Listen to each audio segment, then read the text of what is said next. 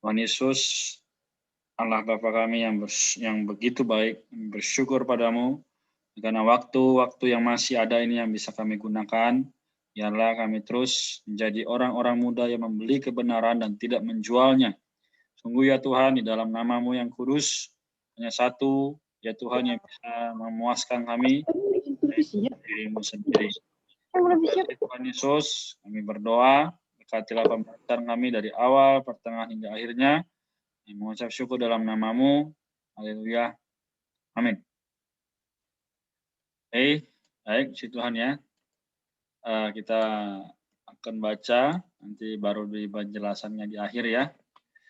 Oke, Keluaran 38 ayat 21 sampai 40 ayat 38 ya. Keluaran 38 ayat 21 sampai 40 ayat 38. Baik, saya dulu ya. Biaya untuk mendirikan kemah suci. Inilah daftar biaya untuk mendirikan kemah suci. Yakni kemah suci, tempat hukum Allah yang disusun atas perintah Musa oleh orang Lewi di bawah pimpinan Itamar, anak Imam Harun.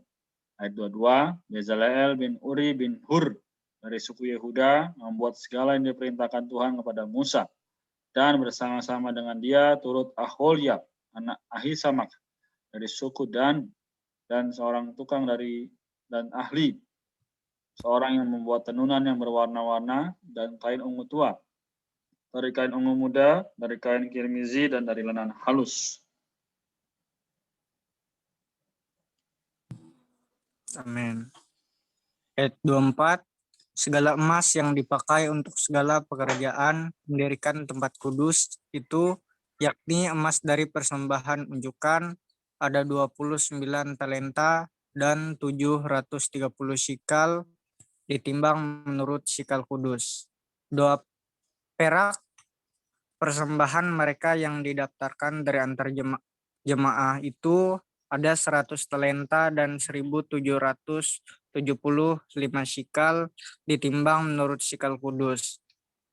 Sebeka seorang, yaitu setengah sikal, ditimbang menurut sikal kudus untuk setiap orang yang termasuk orang-orang yang terdaftar, yang berumur 20 tahun ke atas, sejumlah 603.550 orang. Ayat 27, 100 talenta perak dipakai untuk menuang alas-alas tempat kudus dan alas-alas tiang tabir itu. 100 alas sesuai dengan 100 talenta itu, jadi 1 talenta untuk 1 alas. Dari yang 1.775 sikal itu, dibuatnyalah kaitan-kaitan untuk tiang-tiang itu. Disalutnyalah kepala tiang itu dan dihubungkannya tiang-tiang itu dengan penyambung-penyambung. Tembaga dari persembahan unjukan itu ada 70 talenta dan 2.400 sikal. 30. Daripadanya dibuatnyalah alas-alas pintu kemah pertemuan dan mesbah tembaga dengan kisi-kisi tembaganya, segala perkakas mesbah itu, alas-alas perataran sekelilingnya, alas-alas pintu gerbang pelataran itu, segala patok kemah suci dan segala patok pelataran sekelilingnya. Pasal 39. Dari kain ungu tua, kain ungu muda, dan kain kirmisi dibuat merekalah pakaian jabatan yang dipakai apabila diselenggarakan kebaktian di tempat kudus. Juga dibuat mereka pakaian-pakaian kudus untuk Harun, seperti yang diperintahkan Tuhan kepada Musa. Ayat 2, dibuatnyalah baju efod dari emas, kain ungu tua dan kain ungu muda, kain kirmizi dan lenan halus yang dipintal benangnya. Mereka yang menempa emas papan dan dipotong-potongnya itu menjadi benang emas, untuk dipakankan pada kain ungu tua, pada kain ungu muda, pada kain kirmizi, dan pada lenan halus, buatan seorang ahli. Dibuat merekalah tutup bahu pada baju efod itu, yang disambung kepadanya, di kedua ujungnya lah baju efod itu disambung. Ayat 5, sabuk pengikat yang ada pada baju efod itu adalah seiras dan sama buatannya dengan baju efod itu, yakni dari emas, kain ungu tua, kain ungu muda, kain kirmizi, dan lenan halus yang dipintal benangnya, seperti yang diperintahkan Tuhan kepada Musa. Dikerjakan merekalah permata krisopras, yakni dililit dengan ikat emas, Diukirkan padanya nama para anak Israel yang diukirkan seperti meterai. Ayat 7, ditaruhnyalah itu pada kedua tutup bahu baju efod sebagai permata peringatan untuk mengingat orang Israel seperti yang diperintahkan Tuhan kepada Musa. Ayat 8, dibuatnyalah tutup dada buatan seorang ahli, buatannya sama dengan baju efod, yakni dari emas, kain ungu tua, kain ungu muda, kain kirmizi, dan lainan halus yang dipintal benangnya. 4 persegi dibuatnya itu. Lipat 2 dibuat mereka tutup dada itu, sejengkal panjangnya dan sejengkal lebarnya. Ditatah merekalah itu dengan 4 jajar permata, permata yaspis merah, krisolit, malakit, itulah jajar yang pertama.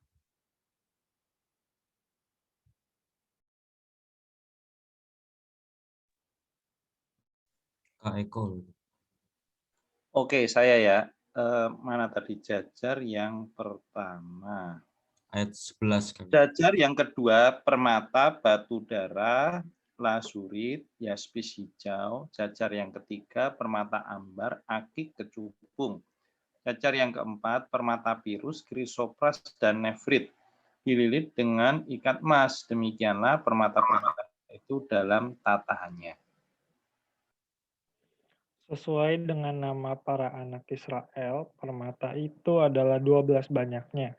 Dan pada tiap-tiap permata ada diukirkan seperti meterai, nama salah satu suku dari yang 12 itu.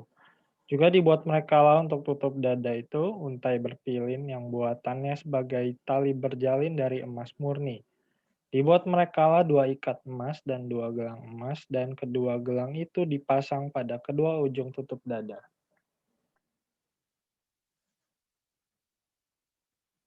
Alvin. Ayat 17, Alvin.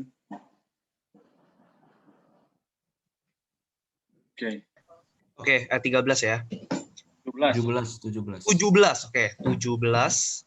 Dipasang merekalah kedua untai emas yang berjalin itu pada kedua gelang itu di ujung tutup dada.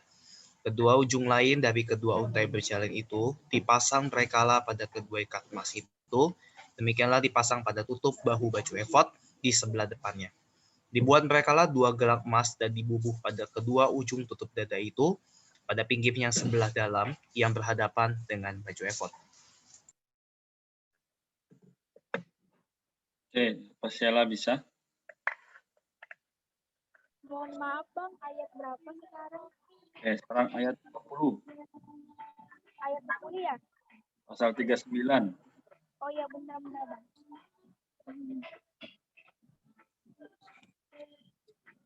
Keluaran 39 ayat 10. Ayat 10. 20. Oh, ayat 20. Keluaran 39 ayat 20. Juga dibuat merekalah 2 gelang emas dan dipasang pada kedua tutup bahu baju efod di sebelah bawah pada bagian depan dekat ke tempat persambungannya, di sebelah atas sabuk baju efod. Kemudian diikatkan merekalah tutup dada itu dengan gelangnya kepada gelang baju efod dengan memakai tali ungu tua, sehingga tetap di atas sabuk baju efod, dan tutup dada itu tidak dapat bergeser dari baju efod seperti yang diperintahkan Tuhan kepada Musa. Dibuatnyalah gamis baju efod buatan tukang tenun dari kain ungu tua seluruhnya. Amin.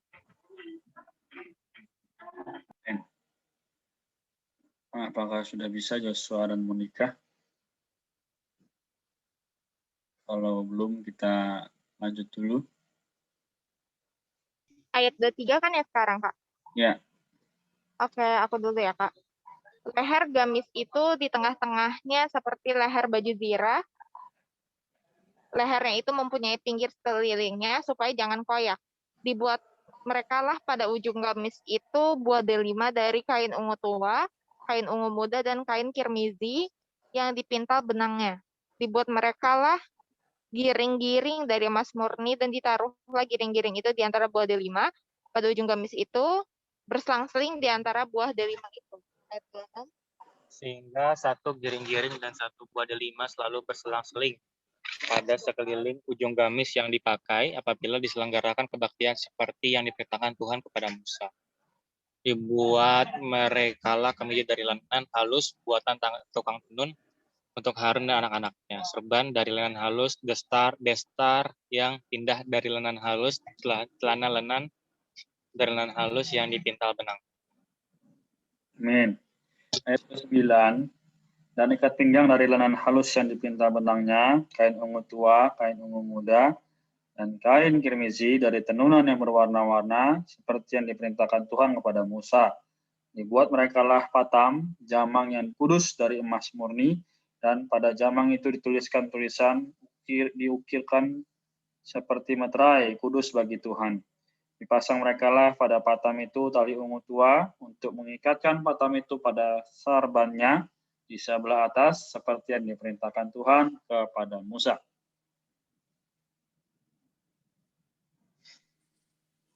Amin. Pekerjaan itu diterima baik oleh Musa. Ayat 32, demikianlah diselesaikan segala pekerjaan melengkapi kemah suci, yakni kemah pertemuan itu, orang Israel telah melakukan tepat seperti yang diperintahkan Tuhan kepada Musa. Demikian mereka melakukannya. Ayat 33, dibawa merekalah kemah suci itu kepada Musa, yakni kemah dengan segala perabotannya, kaitannya, papanya, kayu lintangnya, tiangnya, dan alasnya. 34, tudung dari kulit domba jantan yang diwarnai merah, tudung dari kulit lumba-lumba tabir penudung. Ayat 35, tabut hukum Allah dengan kayu-kayu pengusungnya dan tutup pendamaian, meja, segala perkakasnya dan roti sajian, kandil dari emas murni, lampu-lampunya, lampu yang harus teratur di atasnya, dan segala perkakasnya, minyak untuk penerangan.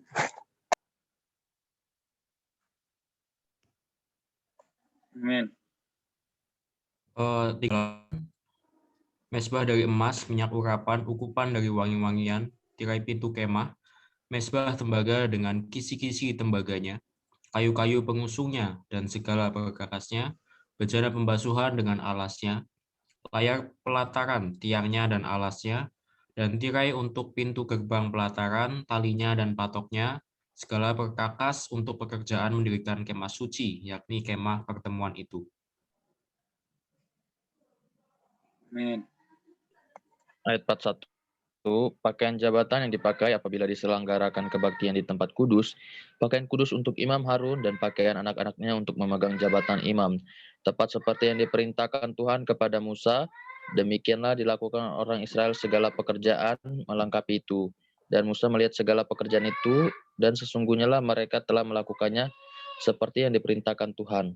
Demikianlah mereka melakukannya, lalu Musa memberkati mereka.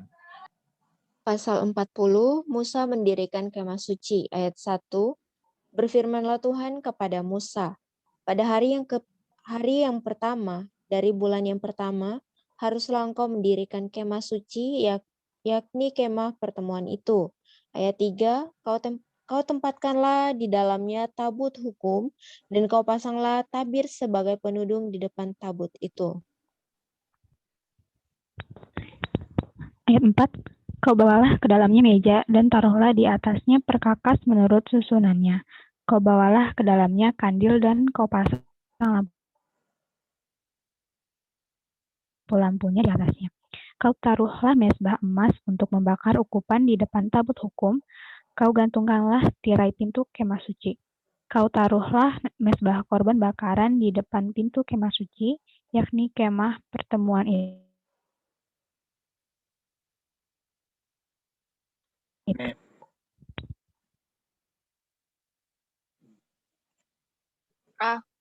Aku ya, Kak? Kaiko. Oke, kok maaf.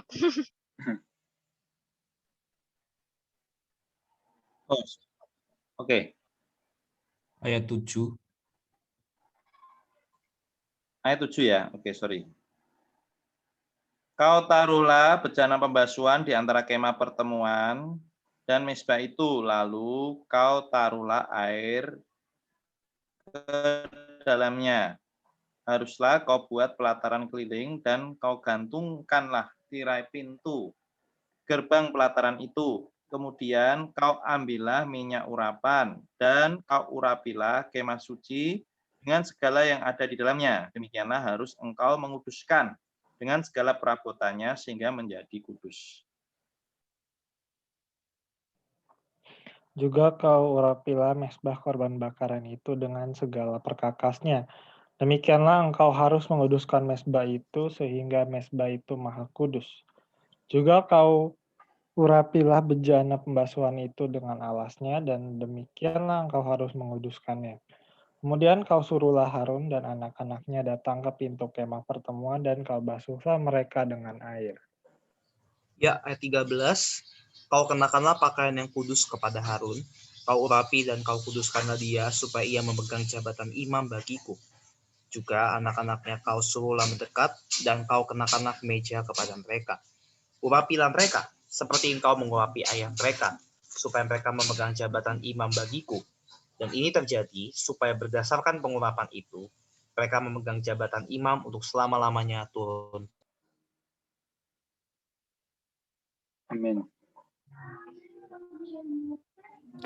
Dan Musa melakukan semuanya itu tepat seperti yang diperintahkan Tuhan kepadanya, demikianlah dilakukannya.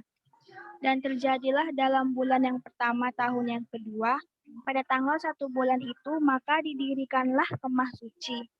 Musa mendirikan kemah suci itu, dipasangnyalah alas-alasnya, ditaruhnya papan-papannya, dipasangnya kayu-kayu lintangnya, dan didirikannya tiang-tiangnya.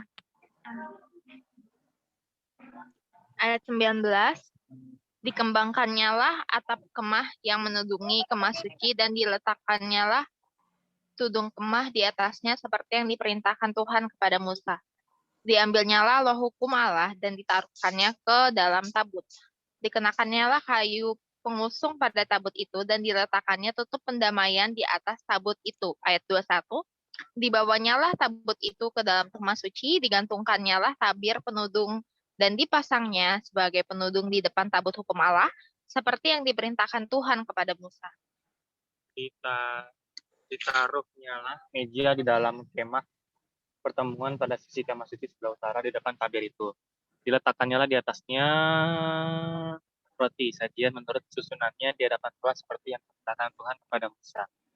Ditempatkannya kandil di dalam kemah pertemuan berhadapan dengan meja itu pada sisi kemah suci sebelah selatan. Amin. Ayat 25, dipasangnya lampu-lampu di atasnya di hadapan Tuhan, seperti yang diperintahkan Tuhan kepada Musa. Ditempatkannya mezbah emas di dalam kemah pertemuan di depan tabir itu.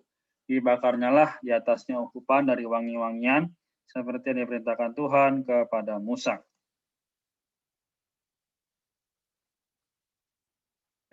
Bertonya keluar. Oke, lanjut Ica berarti. Ayat berapa tadi, Kak? Sekarang ayat 28. Ayat 28, digantungkannyalah tirai pintu kemah suci. Mezbah korban bakaran ditempatkannya di depan pintu kemah suci, yakni kemah pertemuan itu, dan dipersembahkannyalah di atasnya korban bakaran dan korban sajian seperti yang diperintahkan Tuhan kepada Musa. Ditempatkannya bejana pembasuhan di antara kemah pertemuan dan mezbah itu, lalu ditaruhnyalah air ke dalamnya untuk pembasuhan. Berto udah masuk lagi? Iya, Kak. Sekarang ayat 31 ya.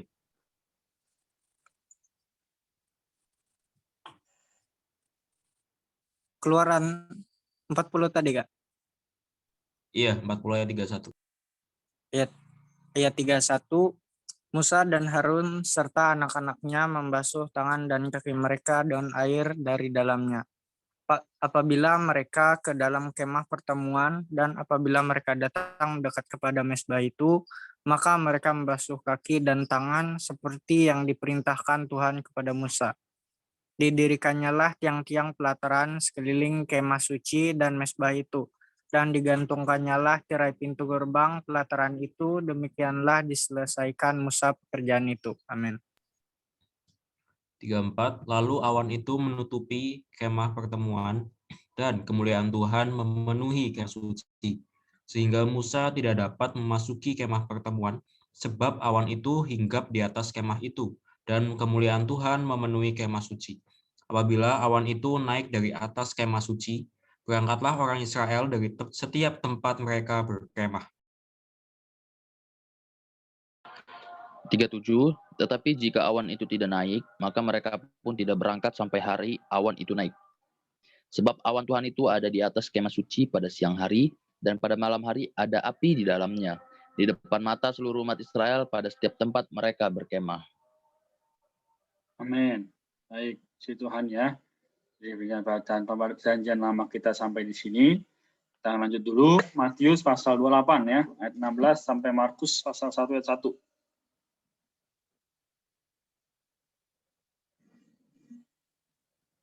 Oke. Ayat 16.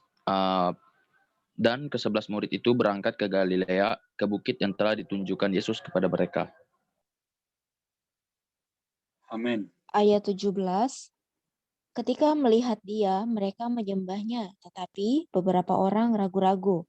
Yesus mendekati mereka dan berkata, "Kepadaku telah diberikan segala kuasa di surga dan di bumi." Ayat 19. Karena itu pergilah, jadikanlah semua bangsa muridku, dan baptislah mereka dalam nama Bapa dan Anak dan Roh Kudus.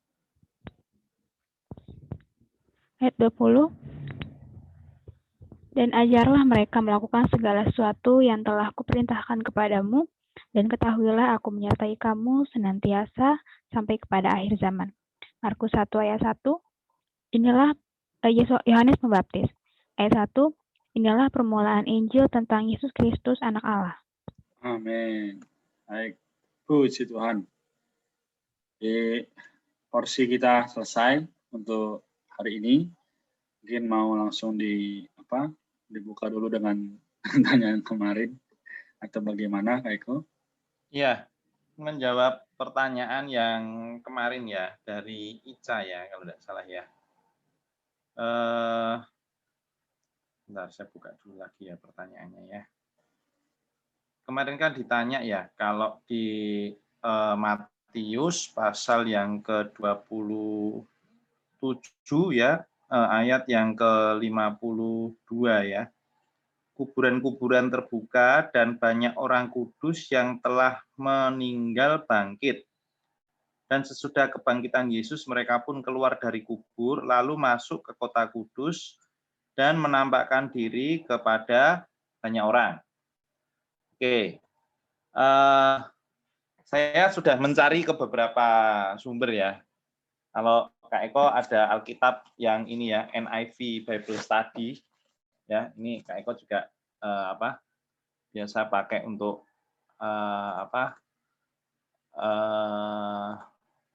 ya untuk perbandingan aja sih, untuk perbandingan. Ini NIV Bible Study. Kemudian ya ini yang Kak Eko acuannya itu ini yang Alkitab versi pemulihan itu ya, Alkitab dengan catatan kaki versi pemulihan. Di NIV tidak dicatat.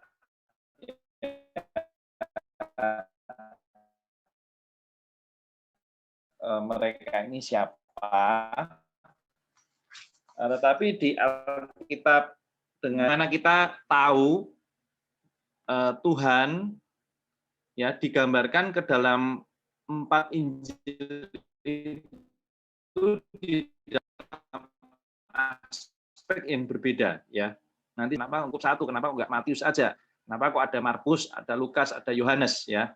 Nah, secara singkat karena keempat Injil itu memang menceritakan Tuhan di dalam aspek yang khusus. Nah, di dalam Matius ini penekanannya adalah Tuhan Yesus sebagai Raja Penyelamat.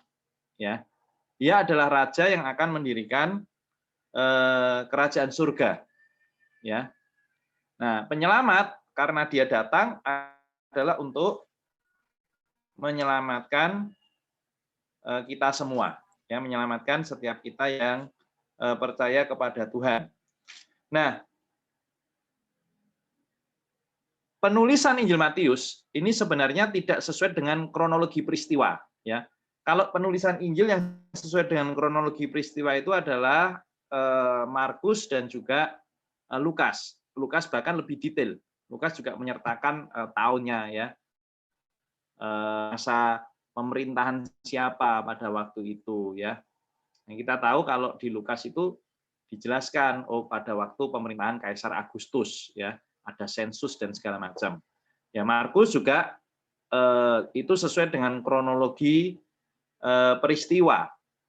Sehingga apa yang diutarakan oleh Markus itu biasanya bersifat denotatif ya, artinya maknanya secara langsung ya. Nah, tetapi berbeda dengan Matius.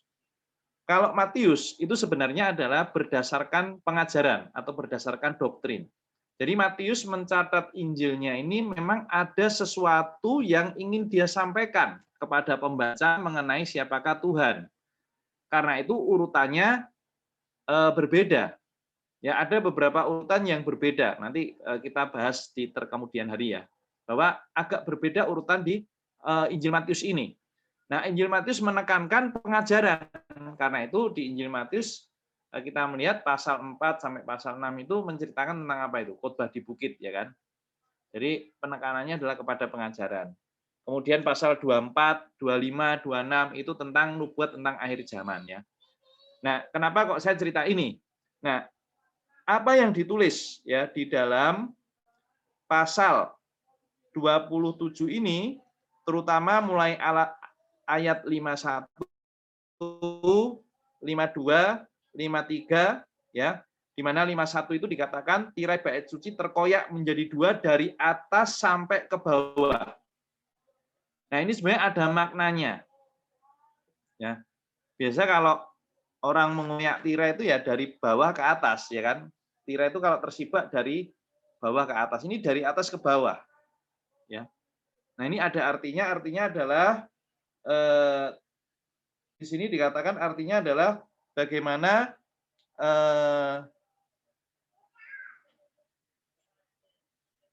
menunjukkan bahwa perobekan tirai ini adalah perbuatan Allah karena dari atas ke bawah ya.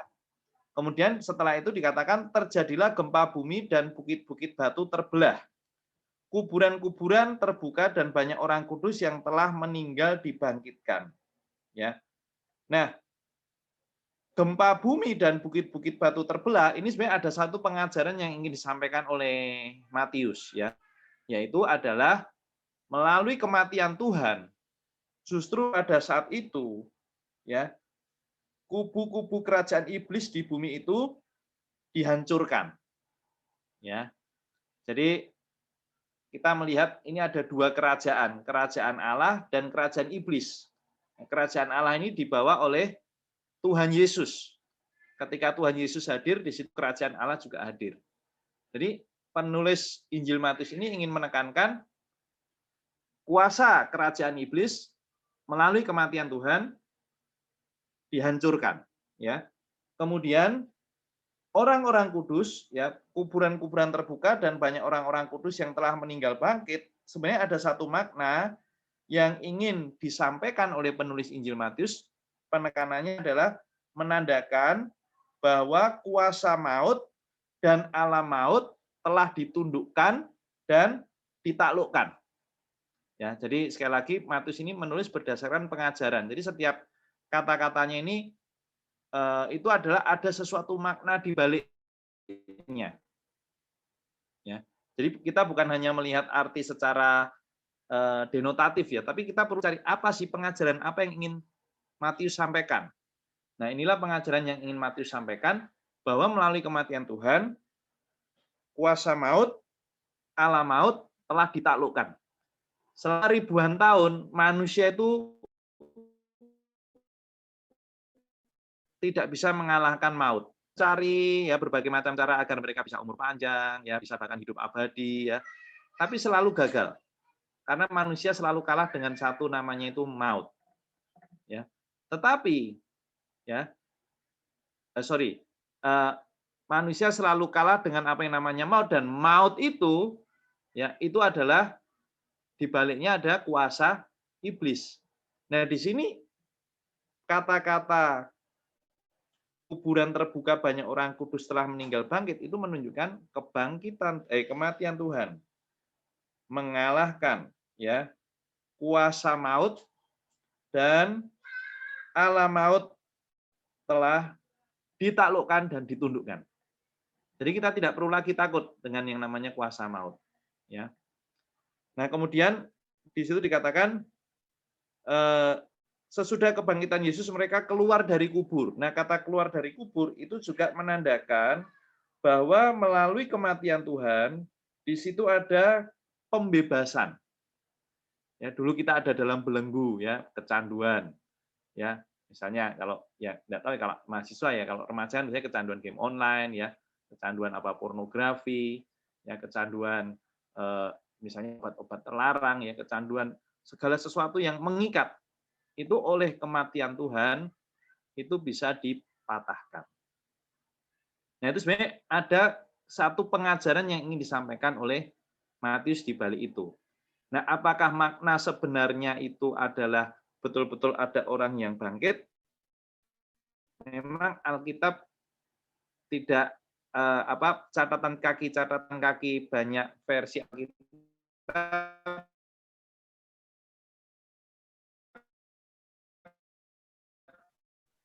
Kak Eko cari tidak di ini ada makna pengajarannya dan ini sebenarnya lebih penting untuk kita terima daripada kita istilahnya pengen tahu wah itu siapa ya itu namanya siapa aja ya kan.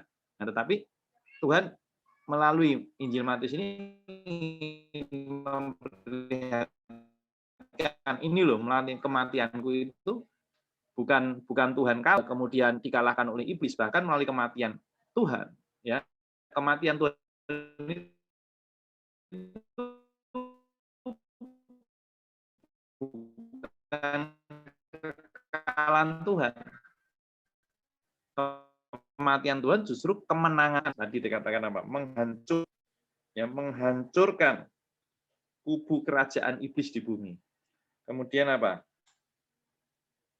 Kuasa maut, kuasa alam maut telah ditaklukkan dan ditundukkan. Ya kan? Kemudian apa? Kuasa bebasan dari kematian Tuhan. Ya. Nah, ini sederhananya demikian ya. Kak Eko ini punya rekan, dia biasa melayani orang beberapa orang kesurupan, dia panggil gitu. Membebaskan orang dari itu kuasa jahat. Ya sebenarnya gampang saja. Apa? Kita memberitakan Tuhan kepada dia dan bawa dia untuk percaya kepada Yesus. Ketika dia percaya kepada Tuhan Yesus, maka otomatis kuasa kegelapan dalam dirinya itu akan tersingkirkan. Ya kan? Otomatis semua yang mengikat ya itu akan ditinggalkan. Nah, jadi itulah yang kuburan-kuburan terbuka ya orang-orang kudus telah meninggal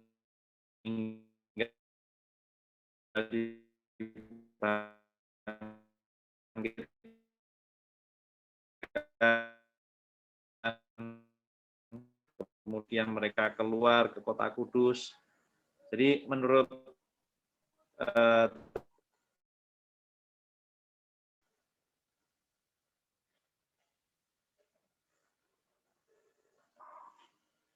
Amin. Kudus. Mungkin jaringannya dapat Eko kali ya. Jadi teman-teman sekalian, intinya adalah kematian Tuhan itu luar biasa ya. Saya juga baru dapat hari ini nih, bahwa betul-betul dampaknya sangat positif. Ya mungkin ini Kak Eko sudah masuk lagi ya. Bisa dilanjutkan. Ya oke, sorry koneksi terputus. Jadi demikian ya, Ica ya. Jadi mari kita melihat di aspek ininya, pengajarannya, di aspek pesan yang ingin kitab Injil Matius ini sampaikan pada kita ya, lebih daripada kita mencari fakta sejarahnya ya. Karena memang penekanan di Matius bukan di aspek fakta sejarah. Nanti kalau fakta sejarah lebih di Injil Lukas ya. Tapi kalau di Matius tadi adalah pengajaran.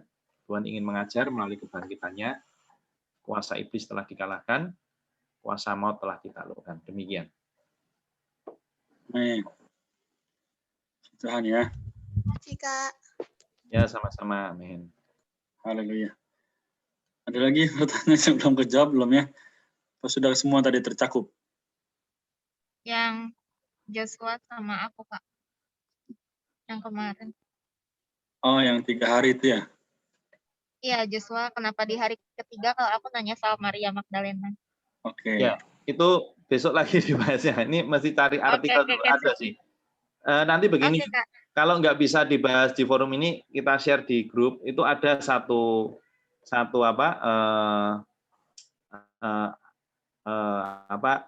artikel ya, satu buku. Nanti saya tunjukkan bukunya. Nanti juga bisa dibaca di sana ya.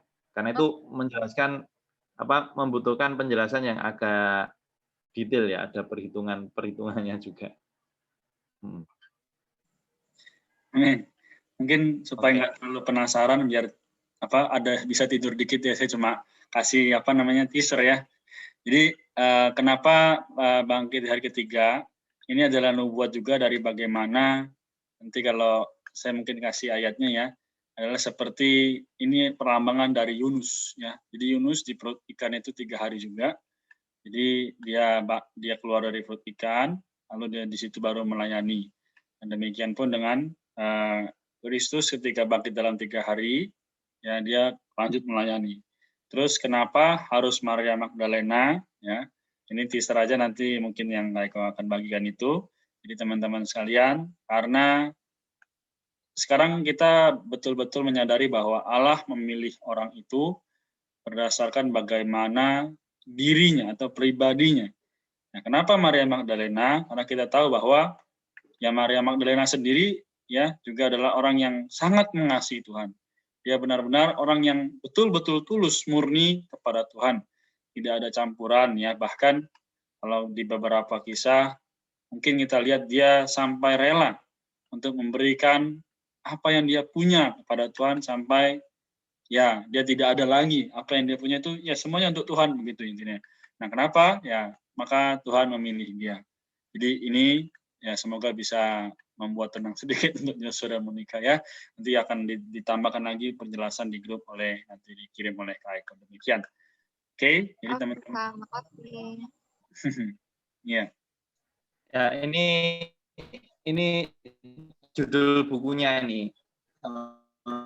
Jawaban bagi keraguan Anda. Ini harganya cuma 20 kalau enggak salah 25.000. Nanti bisa dibaca. Ini banyak pertanyaan-pertanyaan yang sulit di Alkitab dijawab di sini ya. Termasuk di sini di bab 20 ya. Benarkah Yesus berada di rahim Isa yang merujuk kepada nubuatnya Yunus tadi memakai lambang Yunus ya. Oke, saya share screen aja gambarnya ya. Coba kita share screen. Nah, jadi ini bukunya ya. Jawaban bagi keraguan Anda. Tulisan R.A. Torrey. Benar ya. Kenapa kok saya keluar?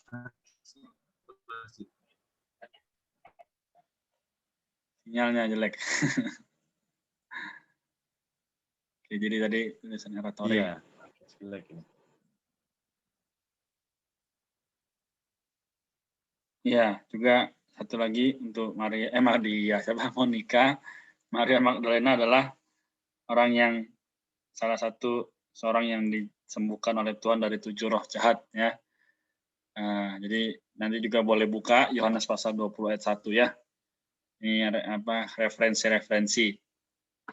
Baik, sampai di sini. Teman-teman yang lain moga juga ada satu kedambahan yang lebih untuk menggali ya. Jadi kita sama-sama di dalam hal ini. Oke, sama-sama ya. Jadi kita bagi pekerjaan Tuhan, kita diperlengkapi dan saling memperlengkapi. Baik, kemudian kita mungkin akan ada sedikit extend ya. Sedikit extend itu penjelasan mengenai kitab Matius ini, pasal 28 ayat 16 sampai Markus 1 ayat 1 ya. Jadi kenapa hanya 5 ayat ya? 6 ayat ya, karena di sini sebenarnya penjelasannya panjang ya, yaitu bagaimana Tuhan berkata bahwa pergilah jadikanlah semua bangsa muridku dan baptislah mereka dalam nama Bapa dan Anak dan Roh Kudus. Nah, ini yang kemarin kita juga sempat singgung ya, yaitu Tuhan ada keperluan. Nah, talenta kita ya, apa yang kita punya kita gunakan untuk ini, yaitu kita pergi jadikan semua bangsa muridku. Tapi di sini dikatakan apa di ayat 18-nya? Jangan takut, karena apa? Kepadaku telah diberikan segala kuasa di surga dan di bumi. Sekarang kuasa itu telah diberikan kepada semua manusia.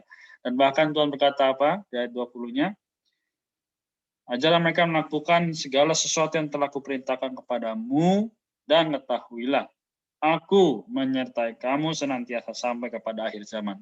Di dalam kondisi sulit apapun, menyedihkan apapun, yang kita tidak bisa tanggung, tapi Dia akan menyertai sampai akhir zaman.